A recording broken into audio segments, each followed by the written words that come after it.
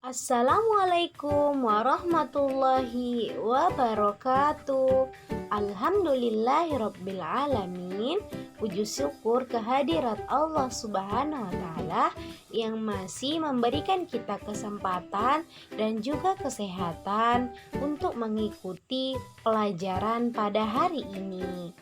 Nah, sebelum belajar Ananda, Miss mau tanya terlebih dahulu, apa kabar anak-anak Miss semuanya? Alhamdulillah, luar biasa, penuh semangat, tetap semangat, semangat lagi, Allahu Akbar. Hari ini kita akan memulai pembelajaran dengan A'udzubillahi minasyaitonirrajim. Bismillahirrahmanirrahim. Rabbi jidni ilma warzuqni fahma. Amin amin ya rabbal alamin. Semoga pelajaran kita hari ini diridhoi dan juga dirahmati oleh Allah Subhanahu wa taala. Hari ini kita kembali belajar tematik tema 4, subtema 1 tentang kewajiban dan hakku di rumah. Jadi kita akan mempelajari apa saja kewajiban dan juga hak kita di rumah pada pembelajaran 1 dan 2. Pada materi sebelumnya kita sudah mempelajari tema 3, yaitu tentang aneka benda di sekitarku dengan jenis-jenis benda dan juga perubahan wujud yang terjadi pada benda. Nah, di tema 4 ini kita lebih fokus pada materi kewajiban dan hak di rumah. Nah, jadi hari ini Miss akan bacakan apa tujuan pembelajaran kita pada hari ini. Tujuan pembelajaran kita yang pertama, siswa dapat menunjukkan ungkapan atau kalimat saran, masukan, dan penyelesaian masalah dengan tepat. Yang kedua, siswa dapat mengidentifikasi kewajiban dan hak sebagai anggota keluarga berkaitan dengan pakaian dengan tepat. Yang ketiga, siswa dapat menentukan 2 bilangan yang jumlahnya sudah diketahui dengan benar. Yang terakhir, siswa dapat mengidentifikasi bentuk pola irama sederhana dalam lagu dengan tepat. Nah, itulah tujuan pembelajaran kita pada hari ini. Kemudian kita akan masuk pada materi yang pertama, yaitu tentang hak dan kewajiban.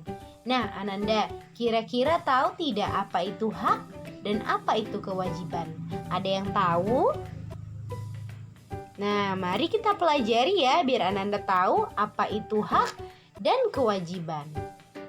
Hak adalah sesuatu yang harus kita terima. Jadi hak itu sesuatu yang memang harus kita dapatkan. Nah, saya berhak untuk mendapatkan makanan. Nah, itu sesuatu yang harus kita terima karena tubuh kita itu membutuhkan makanan. Jadi, hak itu adalah sesuatu yang harus kita terima, harus kita dapatkan. Itulah dia hak. Kemudian yang kedua itu ada kewajiban. Nah, kewajiban itu apa, Miss? Nah, kewajiban itu adalah sesuatu yang harus kita lakukan. Nah, jadi harus kita kerjakan. Itu yang dinamakan dengan kewajiban. Nah, dalam kewajiban di rumah itu ada banyak sesuatu yang harus kita lakukan. Seperti membantu orang tua, menjaga kesehatan tubuh, itu merupakan kewajiban harus kita lakukan. Karena kita yang memiliki badan kita ini, jadi harus kita jaga. Karena Allah titipkan ke kita, maka kita harus jaga dengan baik. Jadi kewajiban itu sesuatu yang harus kita lakukan. Kalau kewajiban dari Allah seperti puasa, sholat, zakat, dan juga naik haji bagi yang mampu. Jadi kewajiban itu sesuatu yang harus kita laksanakan, harus kita kerjakan. Nah, kalau hak, sesuatu yang harus kita dapatkan, sesuatu yang harus kita terima. Nah, jadi kewajiban dan hak di rumah. Contoh dari hak yang pertama, mendapat kasih sayang dari keluarga. Nah, itu hak kita di rumah. Yang kedua, mendapat perawatan. Jadi kita harus dapat perawatan dari orang tua kita. Ya pastinya ya kan Ananda, kalau kita sakit orang tua kita yang rawat. Yang ketiga, mendapat perhatian dari keluarga. Jadi kita itu dapat perhatian dari keluarga kita, baik dari ayah dan juga dari ibu. Nah, kemudian mendapat bantuan. Nah, kita dapat bantuan. Kemudian yang kelima, mendapat pakaian yang rapi dan bersih. Yang keenam, memiliki tubuh yang sehat. Yang ketujuh, mendapat makanan yang sehat dan bergizi. Jadi, memiliki tubuh sehat itu artinya kita harus mendapatkan makanan yang sehat dan bergizi.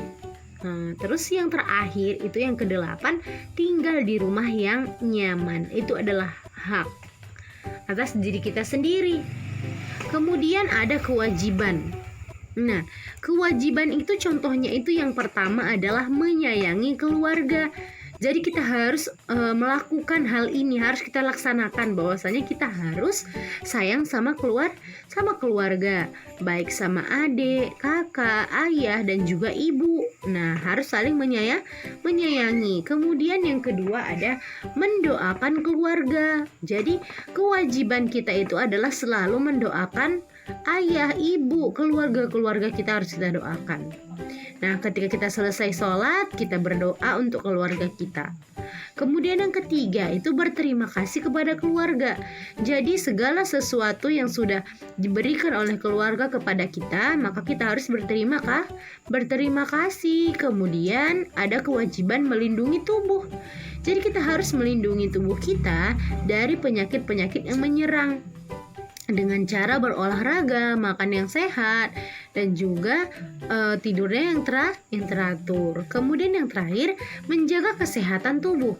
Kita harus menjaga kesehatan tubuh kita karena tubuh kita itu dititipkan oleh Allah, maka kewajiban kita adalah menjaga. Nah, itulah dia tentang hak dan kewajiban. Jadi hak itu segala sesuatu yang harus kita dapatkan, sedangkan kewajiban itu adalah segala sesuatu yang harus kita laksanakan atau kita kerjakan. Kemudian bayangkan pada gambar di bawah jika kita tidak memiliki pakaian. Jadi pada gambar yang pertama itu ketika ada angin puting beliung atau angin kencang kita tidak pakai baju. Apa kira-kira guna baju dan bagaimana kalau kita tidak memiliki baju?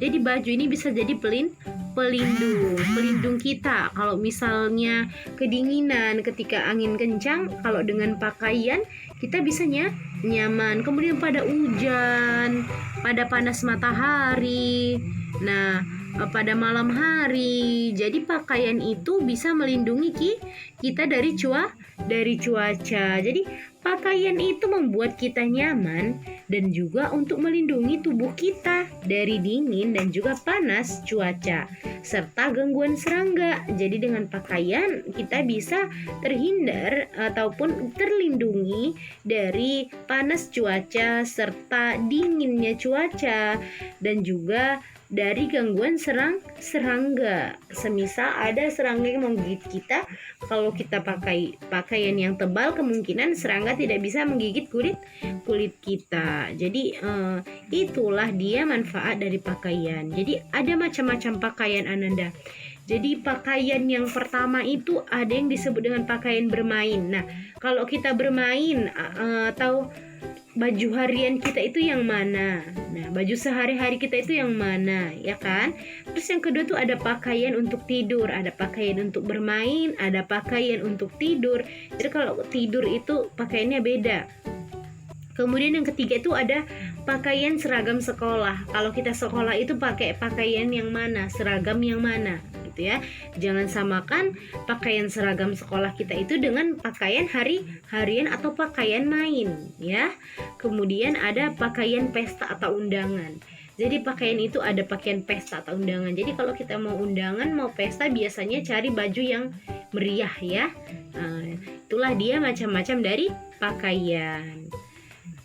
Nah, kemudian kita kembali lagi pada pembahasan tentang kewajiban dan hak kita terhadap pakaian. Jadi tadi kita sudah mempelajari macam-macam dari pakaian. Di sini kita akan pelajari kewajiban dan hak kita terhadap pakaian. Apa saja kira-kira kewajiban dan hak kita terhadap pakaian itu? Yang pertama, kewajiban kita yaitu menggunakan pakaian dengan hati-hati. Jadi laksanakan. Ketika memakai pakaian itu harus dengan hati-hati, jangan ceroboh. Nah, yang kedua, menjaga pakaian agar tidak kotor dan rusak.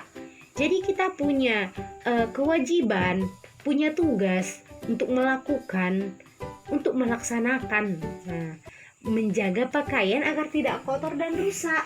Nah, itu kewajiban kita. Kemudian yang ketiga, menggunakan pakaian sesuai kebutuhan. Jadi kalau kita memakai pakaian itu sesuai dengan kebutuhan kita. Jangan asal ganti-ganti pakaian dengan sesukanya gitu ya. Jadi beli sebanyak-banyaknya padahal tidak dipakai. Jadi gunakan sesuai kebutuhan kita. Nah, terus hak kita terhadap pakaian itu apa? Hak kita adalah mendapatkan pakaian yang bersih dan rapi. Nah, dan juga mendapatkan pakaian yang sesuai dengan agama Islam, iya kan? Nah, itu adalah hak kita. Hak berarti artinya itu harus ada pada diri kita, sesuatu yang harus kita terima. Nah, itulah dia hak dan kewajiban. Jadi hak kita itu mendapat pakaian yang bersih dan rapi. Kewajiban kita itu menjaganya dengan hati-hati agar tidak rusak dan kotor, kemudian menggunakannya sesuai kebutuhan kita. Itulah hak dan kewajiban kita terhadap pakaian. Nah, memberikan saran. Apakah itu saran? Siapa yang tahu, Ananda? Apa itu saran? Misal nih, saya sarankan kamu jangan dekat dengan televisi. Misal, nah saya sarankan. Artinya saran itu berarti sebuah penyelesaian dari masalah ataupun pesan yang disampaikan seseorang digunakan untuk menyelesaikan suatu masalah atau jalan dari suatu masalah. Jadi saran itu adalah sebuah solusi yang ditujukan kepada seseorang untuk menyelesaikan suatu permasalahan yang terjadi. Jadi saran itu merupakan jalan keluar dari masalah, ataupun saran kita itu solusi yang kita berikan agar keluar dari masalah, agar keluar dari suatu persoalan. Jadi kita berikan saran. Nah, misalnya nih, Edo merasa bahwa pakaian dengan celananya itu tidak nyambung warnanya pada kulit dia gitu. Nah, kita kasih saran. Itu kan masalah bagi dia, bahwa dia merasa pakaian dia itu nggak cocok untuk kulitnya gitu. Misalnya nih, dia hitam, terus dia pakai baju yang warna hitam. Nah, kita kasih saran. Jadi saran itu solusi untuk dia. Kita kasih dia jalan keluar dari masalahnya. Kita sampaikan bahwa dia harus memakai baju yang berwarna cerah agar sepadan dengan kulitnya, seperti itu. Jadi saran itu solusi yang ditujukan kepada seseorang untuk menyelesaikan suatu masalah. Kemudian kalimat saran itu biasanya itu ya menggunakan kata sebaiknya. Sebaiknya kamu memakai baju yang berwarna putih, yang berwarna kuning, atau yang berwarna biru, dan seterusnya. Jadi kita menggunakan kata sebaiknya atau seharusnya kamu memakai baju yang berwarna putih, kuning, biru. Nah, alangkah baiknya jika kamu menggunakan pakaian yang berwarna putih ya. Jadi dia menggunakan kata sebaiknya, seharusnya, alangkah baiknya, dan yang berakhiran lah. Nah, ada apa itu Miss yang berakhiran lah nih? Ada contoh yang pertama, laksanakanlah. kewajibanmu. Nah, kata laksanakanlah lahnya ini merupakan kalimat saran. Kerjakan, laksanakan kewajibanmu, maka kamu akan mendapatkan hakmu. Nah, itu merupakan saran. Jadi kita sarankan kepada seseorang untuk melaksanakan kewajiban dia agar dia mendapatkan haknya. Nah, seperti itu. Nah, contoh yang kedua, baju yang kamu kenakan itu tidak cocok dengan jenis kulitmu. Sebaiknya. Nah, kata sebaiknya itulah yang disebut dengan kalimat saran yang menggunakan kata. Nah, ini kata yang cocok ketika kita memberikan saran. Sebaiknya kamu memakai baju yang berwarna cerah sehingga terlihat sepadan di kulit. Nah, itulah dia Ananda, contoh dari kalimat saran. Jadi kalau Ananda mau memberikan saran kepada teman-teman harus menggunakan kata sebaiknya, seharusnya, alangkah baiknya, ataupun sesuatu yang berakhiran dengan lah. Nah, kemudian di sini materi kita tentang matematikanya ya, bagian matematika. Nah, penjumlahan dua bilangan yang sudah diketahui hasilnya. Jadi Siti mengamati kalender di rumahnya. Siti menghitung dalam 1 tahun ada 365 hari. Siti menggunakan banyak waktunya belajar di sekolah. Ketika libur, Siti belajar bersama kedua orang tuanya di rumah. Berapa hari Siti belajar di sekolah? Berapa hari Siti belajar bersama orang tuanya? Jadi kita di sini Ananda, kita akan menuliskan angka yang ketika kita jumlahkan itu hasilnya 365. Kita cari angka berapa ditambah berapa yang menghasilkan 365 hari. Nah, seperti itu. Jadi jawabannya itu sama. Nah, jumlah hari belajar 365.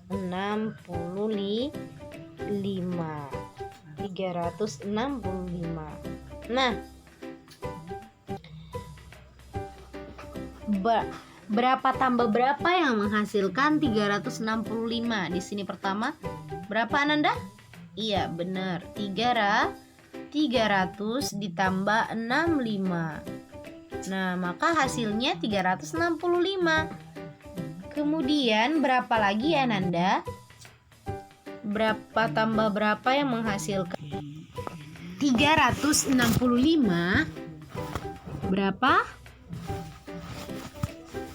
Ya, 290 ditambah 75 hasilnya 365.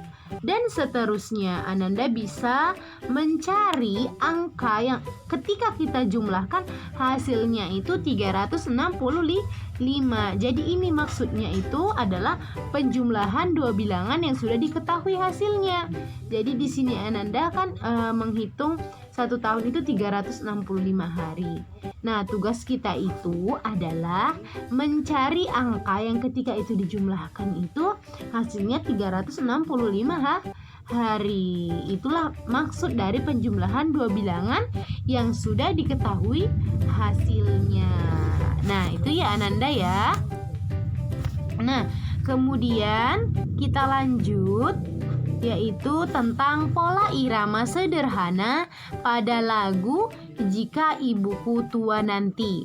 Nah, dengarkan baik-baik lagunya ya Ananda, dan juga silahkan nanti dicoba di rumah.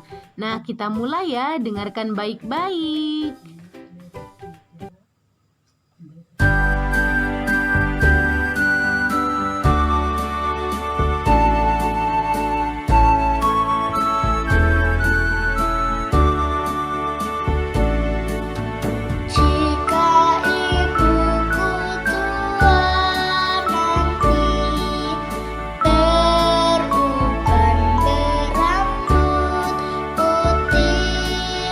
Akan ku